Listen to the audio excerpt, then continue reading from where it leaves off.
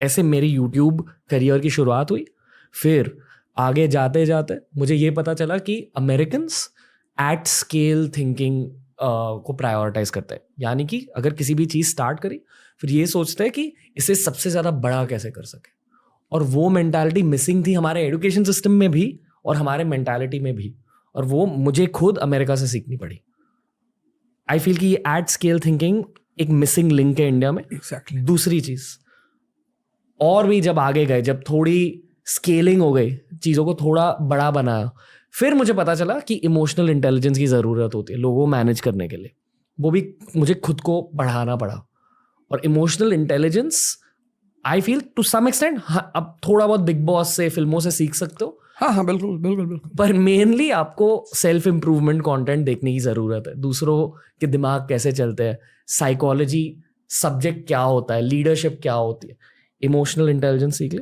और अगर क्रिएटिविटी की बात आई, आई स्ट्रांगली फील हमें दूसरे देशों का कंटेंट देखना चाहिए। भारत में हम सिर्फ भारतीय कंटेंट देखते हैं, पर ये भी जानना चाहिए कि जर्मनी में कैसा कंटेंट चल रहा है, अमेरिका में कैसा कंटेंट चल रहा है। मिस्टर बीस्ट जो एक बहुत बड़े यूट्यूबर, वो कैसे सोच रहे हैं, वो कल्चर जस्ट है। आई फील कि क्रिएटिविटी भारतीय बच्चे सीख लेंगे, डिज़ाइन सीख लेंगे इंटरनेशनल यूट्यूब चैनल से।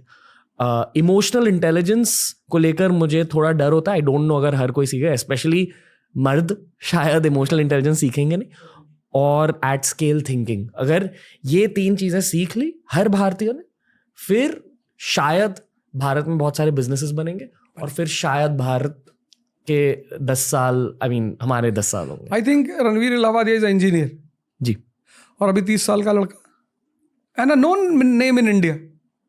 अगर ये रणवीर इलाहाबादिया अमेरिका चला जाता, कौन जानता उसे? यू टुक अ रिस्क, है ना? You thought creative, you take your example. मैं तो अभी यही सोच रहा था, यू आर स्पीकिंग, तो मुझे लगा कि यार एग्जाम्पल मेरे सामने बैठा हुआ है। मुझे बहुत सारी चीज़ों का सामना करना पड़ा था कॉलेज में। जब मैं प्लेसमेंट्स के लिए नहीं बैठा, जब मैंने GRE नहीं दिया, मेरे सारे दोस्त GRE दे रहे थे, अमेरिका जा रहे थे, मैंने उनसे कहा कि नहीं, मुझे लगता है कि यहाँ अपॉर्चुनिटी है, कुछ ना कुछ कर सकते, कुछ ना कुछ बड़ा कर सकते। बहुत मजाक उड़ाया गया, मुझे बहुत बुरा लगता था, बहुत रोता था अकेले में। Now see you took the risk ना। मैं यही सोच रहा था कि you are 30 year young guy. Old तो ये लोग, हम लोग नाक में लगाते हैं 20 year old. You are a 30 year young guy, और यार तुमने इतना बढ़िया, you are doing such a great job.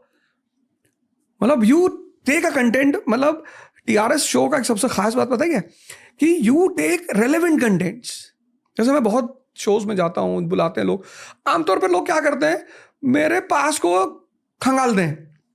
वो थोड़ा सा उनको बड़ा रोमांटिक लगता है कि अच्छा तुमने ऐसा किया था, गोली चलाई थी, किया था।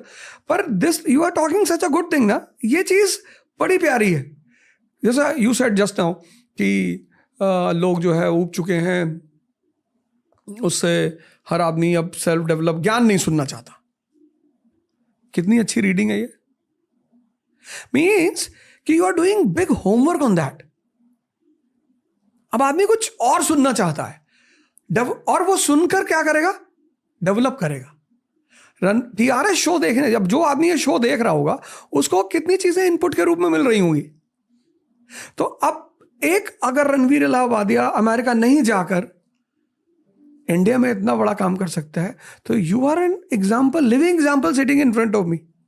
If exactly this will be done, इसको मैं कह सकता हूं रणवीर इलाहाबादिया प्रोग्राम। तो तुम्हारे नाम पे एक प्रोग्राम ही बना दो कि इस देश के लड़कों को सीखना चाहिए कि नहीं, सिर्फ अमेरिका जाना ही सॉल्यूशन नहीं है। It's a big market India, 1 billion 50 crore people are there. If anything clicks positive, you will be a name in this country and entire world. एक और रॉ चीज कहना चाहूंगा, यहाँ है पैसे कमाने के लिए। ये गलत फहमी है कि यहाँ बैठकर आप पैसे नहीं कमा सकते। मोस्टली हर कोई पैसों के लिए वहां जाता है। डेफिनेटली इज्जत के लिए, जो आपने इज्जत की बात करी, बट इन अ वे इज्जत आपको पैसों के थ्रू मिलती है, और उन पैसों के लिए वहां लोग चले जाते हैं बिना जाने कि यहाँ के जो बिजनेसेस अब ग्रो कर रहे हैं वो इंटरनेशनल मार्केट्स को टारगेट कर रहे हैं। दूसरे देशों का पैसा अब यहाँ आने वाला है अगले 10 सालों में।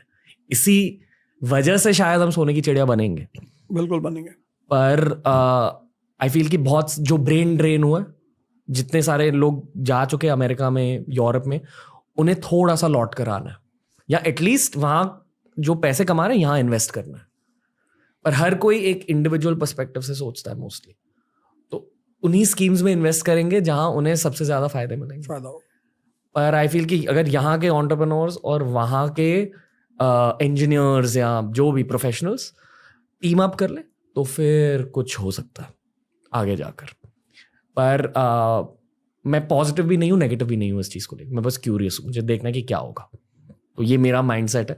एंड इस पॉडकास्ट के थ्रू मैं लोगों के साथ डिसएग्री करना चाहता हूँ। मतलब अगर आपने कुछ कहा, मैं आपके साथ डिसएग्री करना चाहता हूँ, ताकि व्यूअर्स और लिसनर्स की समझ बढ़े। डिसएग्रीमेंट से समझ बढ़ती है। एंड मोस्टली भारत में, क्या बात है, क्या लाइन है, डिसएग्रीमेंट से समझ बढ़ती। And in this country people think disagreement means enmity. क्या बात है, वंडरफुल लाइन, डिसएग्रीमेंट से समझ बढ़ती। अगर मैं कुछ गलत कह रहा हूँ या अगर आप कुछ अग्री नहीं कर रहे हो मेरे साथ, please sir disagree with me. Definitely okay. पर पॉडकास्ट में आगे बढ़ने से पहले मैं आपके दिमाग को जानना चाहता हूँ थोड़ा, ठीक है, ताकि हम और शार्पली आगे बढ़ सके, क्योंकि आपसे बहुत बात करनी है। तो हमारा एक राउंड है जिसका नाम है Ajio presents keep it casual. तो आपके दिमाग के अंदर और आपके दिल के अंदर मैं एक डीप डाइव करूंगा आपको जानने के लिए, ताकि हम भारत की बातें कर सके इन अ मोर sharp way.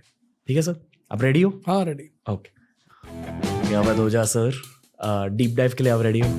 Okay, Ajio presents keep it casual. Question 1, भारतीय इतिहास की सबसे बेस्ट और सबसे वर्स्ट चीज क्या है? भारतीय इतिहास की सबसे बेस्ट चीज ये है, इतिहास एज अ सब्जेक्ट, हिस्ट्री जी। भारतीय इतिहास की सबसे बेस्ट चीज ये है कि पुरानी सारी सभ्यताएं खत्म हो गई, रोम, यूनान सब खत्म, भारत जिंदा है। ओके, भारत जिंदा है, लेकिन उस जिंदा भारत ने जो उसके लिए अमृत था उस पर ध्यान देने की बजाय कहानियों पे ज्यादा ध्यान दे दिया। रोमांस यानी कि लड़के लड़की वाला रोमांस नहीं, रोमांटिक थिंकिंग। एग्जैक्टली उस पर ज्यादा ध्यान दे दिया। अगर वो भारत के जिंदा होने के और उसके महान होने की गाथा पे ध्यान देता ना, जो कि अब गवर्नमेंट करने को सोच रही है, इसको लेके बड़ा हो हल्ला मच रहा है, पर शायद ऐसा मुझे लगता है कि वो यही सोच रहे हैं कि उस भारत का जो अमरत्व का सिद्धांत है उसको फिर से जिंदा किया जाए। कैसे सोच रही है? हम सारा काम करते हैं मन से, पढ़ाई करते हैं मन से, लड़ाई करते हैं मन से, प्रेम करते हैं मन से, सब मन से ही तो होता है। और ध्यान देते हैं हम सबसे ज्यादा शरीर पे। एलमेंट का सोप लगाते हैं, एलमेंट का शैम्पू लगाते हैं, एलमेंट का तेल लगाते हैं और खाते हैं गुटखा। तो जहां पर लोग, जिस देश में लोग ये ना समझ पाए कि सारा खेल जब मन से है तो सबसे पहले किसको मजबूत करना है? मन को। तो कौन सी विधा है भारत की? ध्यान, मेडिटेशन। महाअवतार बाबा, उन्हीं की तो फोटो लगी है।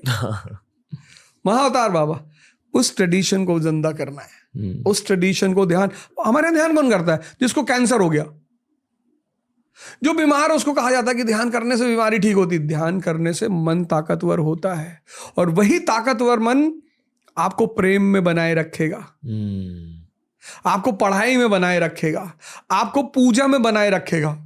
ध्यान करोगे आप बैठ के 2 घंटा,